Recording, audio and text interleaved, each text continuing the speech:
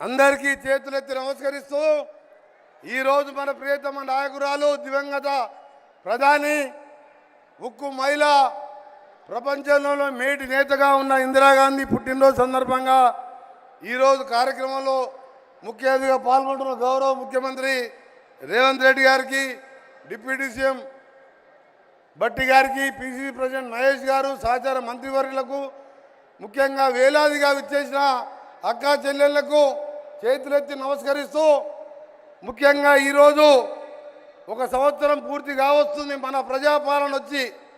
చెప్పిన కార్యక్రమాలు, చెప్పని కార్యక్రమాలు ఎన్నో చేసుకుంటూ ముందుకు పోతూ మీ అందరి ఆశీర్వాదంతో రాబో కాలంలో ఇచ్చిన ప్రతి మాట నెరవేరుస్తామని ముఖ్యమంత్రి గారి నాయకత్వంలో మంత్రులుగా మేమందరం ఎమ్మెల్యేలము, ఎమ్మెల్యేలము, ఎంపీలము కలిసికట్టుగా అన్నీ కూడా మీకు అందుబాటులో ఉండి పనిచేస్తామని తెలియజేసుకుంటూ, మీరు ఇటీవల ఒక సంగతి చూస్తున్నారు.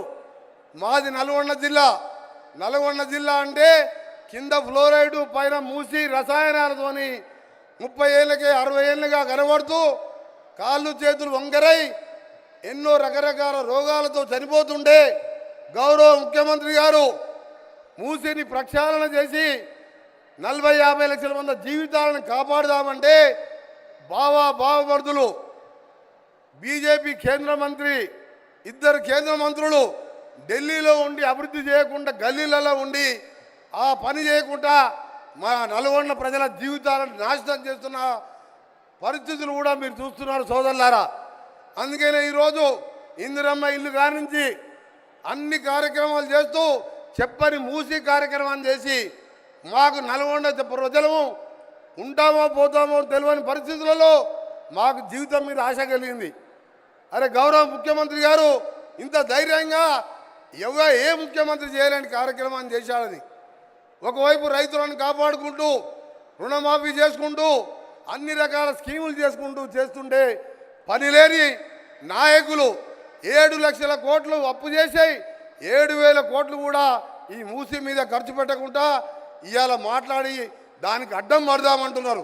అందుకనే మీరే కథానాయకులుగా ఉండి మన గౌరవ ముఖ్యమంత్రి గారి నాయకత్వంలో ఇలాంటి మంచి కార్యక్రమాలు నల్లగొండనే కాదు, రంగారెడ్డి, హైదరాబాద్ మూసి ఎమ్మడి పోయే ప్రాంతం 1 కోటి మంది రోగాలతో ఇబ్బంది పడుతుండే అలాంటి మంచి కార్యక్రమాన్ని కూడా చెయ్యని దుర్మార్గులకు రాబోయే కాలంలో మీరే బుద్ధి చెప్పాలని తెలియజేసుకుంటూ మరొకసారి ఇందిరాగాంధీ ఈరోజు ఎక్కడ చూసినా ఇందిరమ్మ అంటాం.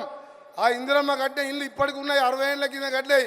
ఆ ఇందిరమ్మకు మరొకసారి జోహార్లు అర్పిస్తూ ఆత్మకు శాంతి కలగాలని భగవంతుని ప్రార్థిస్తూ సెలవు తీసుకుంటున్నా. అందరికీ నమస్కారం. Thank you sir. Honourable minister Sridhar Babu garu సందేశం.